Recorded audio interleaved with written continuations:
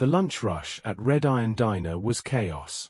The place sat just off Highway 41, a classic roadside stop where truckers, locals, and bikers all came for coffee that could melt metal.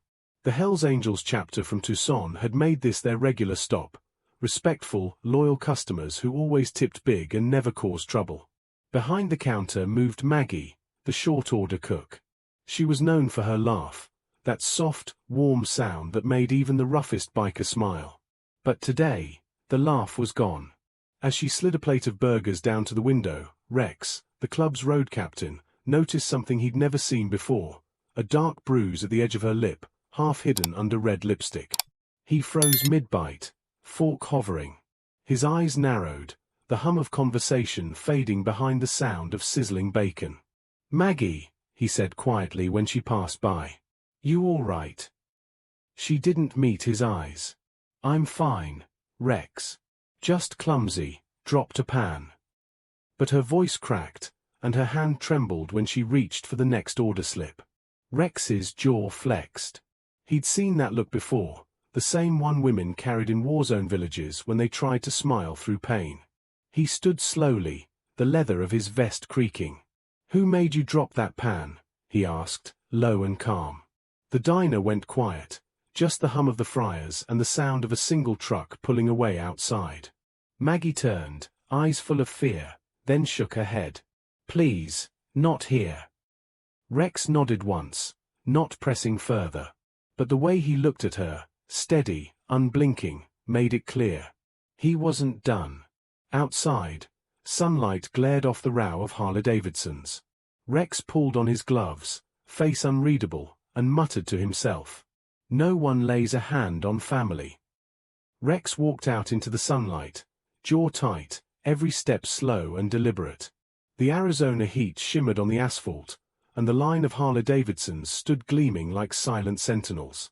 He found Tank, the club president, leaning against his bike, cigarette burning between two fingers. "Something wrong?" Tank asked, reading Rex's face immediately. Rex didn't answer right away.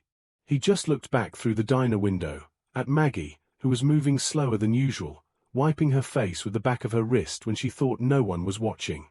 "She's hurt," Rex said finally. "Tried to hide it. Lips bruised. Scared to talk." Tank flicked his cigarette away and straightened. "Her boyfriend?" Rex nodded once. "That fool she started seeing last month. Drives that rusted Dodge pickup. Always sits at the counter, staring at her like he owns her." Tank's eyes turned cold. "You think he did it?" "I know he did," Rex said. "I've seen that look before." The club fell silent, a dozen men now standing around their bikes, listening. The air felt heavy, like thunder waiting to break. They all liked Maggie. She'd fed them when they were broke, laughed at their stories, and once opened the diner early just to make coffee before a charity ride. To them, she wasn't just a cook. She was family. Tank spoke in that low voice that carried more weight than a shout. "We don't act on anger," he said. "We act on truth." Rex nodded. "Then let's find the truth." That afternoon, while the others rode off to run errands around town, Rex stayed behind. He parked across the street, pretending to tinker with his bike, but his eyes never left that diner door. At exactly 3:47 p.m., a rusted blue Dodge pickup pulled into the lot. Out stepped a man in his 30s, big shoulders, sunburned neck, and a scowl that could spoil milk. He walked straight in, didn't even glance at Rex. 10 minutes later, the shouting started. Through the glass, Rex saw Maggie flinch back, her hand raised defensively. The man leaned across the counter, whispering something venomous, and then, she nodded, terrified. Rex stood so fast his chair fell over behind him. He was halfway across the street before the light changed. The door slammed open, bell clanging wildly. The man froze mid-sentence when he saw Rex standing there, leather vest gleaming, Hell's Angels patch catching the light. "Afternoon," Rex said quietly. "We need to talk." The diner went silent. Forks hovered mid-air. Coffee cups stopped halfway to lips. Rex's boots clicked slowly across the tile floor. He wasn't yelling, wasn't rushing, just moving with that calm that made everyone nervous. Maggie's eyes widened, but she said nothing.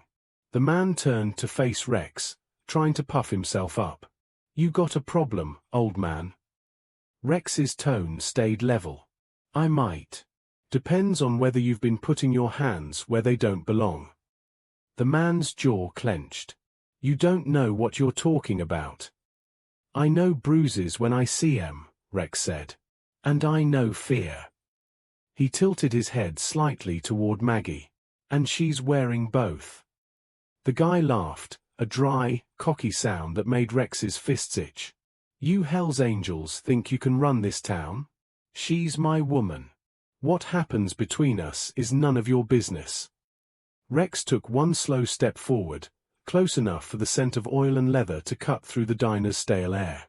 "You're right," he said softly. "It wasn't my business. Not until I saw those bruises." Maggie's hands trembled on the counter. "Rex, please," she whispered. "Don't." Rex raised a hand gently to stop her. "You've done enough, darling.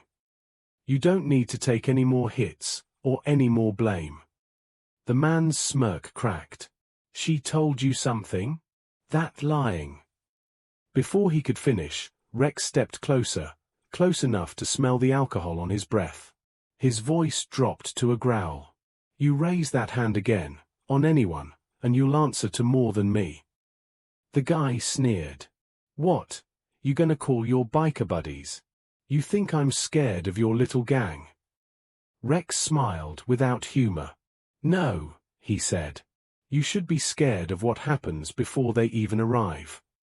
Just then, the bell above the diner door jingled again, and Tank walked in, followed by 5 more angels, leather vests flashing red and white. The man paled. The sound of heavy boots echoed like thunder.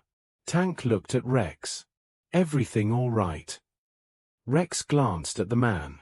"That depends," he said, eyes steady. "You done talking, or do you want to keep digging?"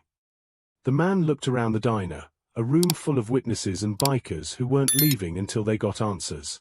His mouth opened, then closed again. Tank folded his arms. "We'll let the law handle this one. But if you lay another finger on her, we'll handle it ourselves." The man backed out, muttering something under his breath, and pushed through the door. The sound of his truck starting up echoed down the street. Rex finally turned to Maggie. "You all right?" Her lip quivered. "I don't know." He nodded. "Then we'll start with that." He took off his vest and draped it over her shoulders. The patch on the back, the Hell's Angel skull, looked almost protective in the diner light. The diner emptied slowly after the confrontation, whispers trailing behind like smoke.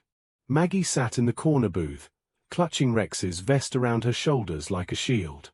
Outside, the Hell's Angels lingered, their Harleys lined up in the sun, chrome gleaming, the air heavy with gasoline and justice. Rex leaned against the counter, watching Maggie stir her cold coffee. "You want to tell me what's really going on?" he asked gently. For a moment, she didn't answer. Then, her voice cracked. "It's not the first time," she whispered. "He's been controlling, threatening me. Said if I ever told anyone, he'd ruin the diner. Said no one would believe a woman like me." Tank walked over, eyes narrowing. "A woman like you?" Maggie looked up. "A woman with a record." The table fell silent. Rex's brow furrowed. "Record?" She nodded. 15 years ago. Wrong crowd, wrong man. I did time, 2 years. I swore I'd never go back to that life. Got this job, started over. But when he found out, he started using it against me. Rex's fists tightened. "So that's why you didn't want help. You thought no one would believe you." Tears welled in her eyes. "Exactly. And then you all came in today, and I thought if I said something, he'd hurt you too." Tank's voice cut through the heavy air, calm, steady. "Maggie, you listen to me. You're one of us now. No one touches family. She looked up at him, confused. Family. Rex smiled faintly. That's right. You've been feeding this club for years, listening to our stories, putting up with us. You think that doesn't count? Tank turned to the crew. Boys, nobody rides home tonight. We're setting up here. The others nodded without hesitation. Within minutes, the sound of engines filled the parking lot again. The Angels formed a loose perimeter, bikes parked nose out, engines still idling, eyes scanning the road.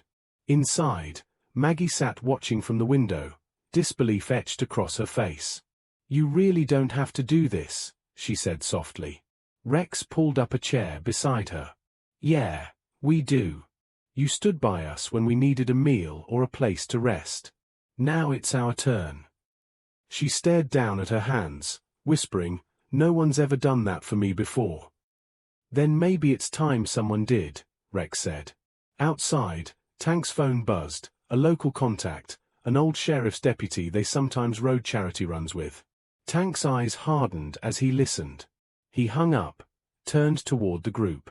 That man's name is Kyle Briggs. Multiple assault reports. 2 dismissed. 1 still open.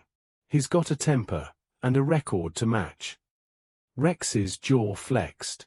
So he's done this before. Tank nodded once. And he's not done yet. He'll be back.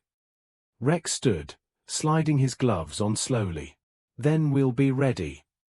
Outside, the Arizona sun dipped lower, long shadows stretching across the road, and the sound of thunder rolled again. But this time, it wasn't the weather. It was Harleys, circling the diner like guardians of their own. Late afternoon baked the asphalt, turning the diner's parking lot into a shimmer of heat. The Angels stayed posted, leaning on their bikes, talking low, eyes always scanning. Inside, Maggie worked quietly, pretending things were normal. But her hands shook when she set down a plate, her eyes flicking to the window every few minutes. Rex watched her from the counter, nursing a lukewarm cup of coffee. Then, around 4:30 p.m., the sound came, that familiar rattle of a rusted pickup engine, growing louder. Tank lifted his chin. Heads up. The truck swung into the lot fast, dust flying behind it. Kyle Briggs jumped out, face red with fury. His boots crunched across gravel as he shouted, "Where is she?" Every Angel in the lot straightened. Not one said a word. Kyle stopped when he realized he was surrounded, 6 leather vests, red and white patches glinting in the sunlight. Tank stepped forward, slow and measured. You lost, son. Kyle sneered. Get out of my way. She's my woman. I'm taking her home. Rex stood in the diner doorway. Not today, you're not. Kyle pointed at him. You think you can keep her from me? You don't know who you're dealing with. Tank's voice dropped to a near whisper. Neither do you. Kyle reached for the diner door, but Rex was faster, blocking him with one hand, his expression unreadable. This is your one chance, Rex said evenly. You walk away, and we all forget this ever happened. You come through that door, and you don't walk out. Kyle's jaw clenched. You can't threaten me. Tank took one slow step forward, boots crunching gravel. That wasn't a threat, he said. That was mercy. The man hesitated, realizing he was staring into a half-circle of silent bikers, each one with years of scars and loyalty carved into their eyes. You think you scare me, he barked, voice cracking slightly. No, Rex said. We're not here to scare you. We're here to stop you. Kyle's temper snapped. He lunged forward, but before he could even raise a hand, Tank's arm shot out, pinning him against the hood of his own truck. The metallic clang echoed across the parking lot. Listen close, Tank said, his voice calm but deadly. You've had your chance. You're done putting hands on that woman. You show up again, the sheriff will find your truck empty, and your keys still in it. Kyle struggled, red-faced. You can't touch me. I'll call the cops. Tank released him slowly. Please do. We know Sheriff Garrison. You'll be lucky if he doesn't drive you straight to the county line himself. Kyle froze, realizing that the angels weren't bluffing. The law knew them, respected them, even rode with them sometimes. He spat on the ground, glared at Rex, then stormed into his truck and peeled out, tires screaming, dust trailing behind like a bad memory. Silence settled over the lot. Rex turned toward the diner, where Maggie stood in the doorway, hand over her mouth, tears streaming down her face. He walked up to her, voice soft again. "He's not coming back." Maggie shook her head, crying quietly. "You don't know him. He always comes back." Rex looked out at the road, the sun glinting off a long line of Harleys. "Then he'll find we're still here," he said. "And this time, he won't like the welcome." Evening lights spilled gold across the desert highway, and the air carried that stillness that comes before trouble. The Hells Angels stayed where they were, bikes parked like a wall, engines idling just enough to rumble. Inside, Maggie sat in the back booth with a cup of coffee untouched, eyes hollow. Rex stood near the window, every few minutes glancing toward the road. Tank checked his watch. "He'll either crawl back drunk or think he's smarter than he is," he muttered. "Either way, he'll come." And right on cue, the distant growl of a truck engine drifted down the road again. But this time it wasn't fast. It was slow, deliberate, almost stalking. "Here we go," Rex said quietly. The pickup rolled into the lot, headlights cutting through the orange dusk. Kyle Briggs stepped out, stumbling a little, but holding something in his hand, a crowbar. "Stay inside," Rex told Maggie. She didn't argue this time. The angels moved like a single machine, no shouting, no panic. They stepped forward in unison, forming a half-circle at the edge of the lot. Kyle swung the crowbar toward the ground, glaring. "You think you can scare me off my own woman?" Tank stepped up first, calm as stone. "You don't get it. You lost that right the first time you hit her." Kyle barked out a laugh. "You bikers think you're heroes now? Just a bunch of criminals playing saviors." Rex's jaw flexed. "Maybe. But even criminals have a code." Kyle took a wild swing, the crowbar whistling through the air, but he never connected. Rex sidestepped, grabbed his arm, and twisted until the bar hit the dirt. In the same motion, Tank stepped in, catching Kyle by the collar and shoving him to his knees. The sound of the impact echoed across the lot. Tank leaned down close, his voice low enough that only Kyle could hear. "You walk away from this diner, this woman, and this town. You show up again, we won't call the cops next time. We'll call the boys." Behind him, the angels started their engines, one by one, a thunderous wall of sound shaking the ground. Kyle's face went pale. He looked around, 50 eyes staring at him, 50 Harleys roaring behind them. Rex stepped back. "You hear that?" he said over the engines. "That's what loyalty sounds like." Kyle stumbled to his feet, panting, his pride crushed and his courage gone. He spat once toward the dirt, then climbed into his truck and tore off down the road, taillights fading into the dusk. When the noise settled, Maggie stepped outside, tears glistening in the fading light. "You could have hurt him," she whispered. Tank shook his head. "We don't hurt people, Maggie. We stop the hurting." She nodded slowly, covering her face with her hands, sobbing softly. Rex placed a hand on her shoulder. "He's gone now. You're safe." The last rays of the sun sank below the horizon, painting the road in fire and shadow. Tank turned to the others. "Let's ride him out of town." The angels roared to life, pulling onto the road as a single line of chrome and thunder. They didn't chase him, they escorted him out, engines echoing through the desert until the night swallowed every trace of him. By the time they came back, the stars were up. Maggie stood outside the diner, smiling faintly, the neon sign buzzing behind her. Rex parked his bike, walked over, and said quietly, "You don't owe him your silence anymore." Morning sunlight poured through the diner windows, washing everything in gold. The smell of bacon and coffee drifted through the air again, just like every other day, but this morning felt different. For the first time in months, Maggie was smiling.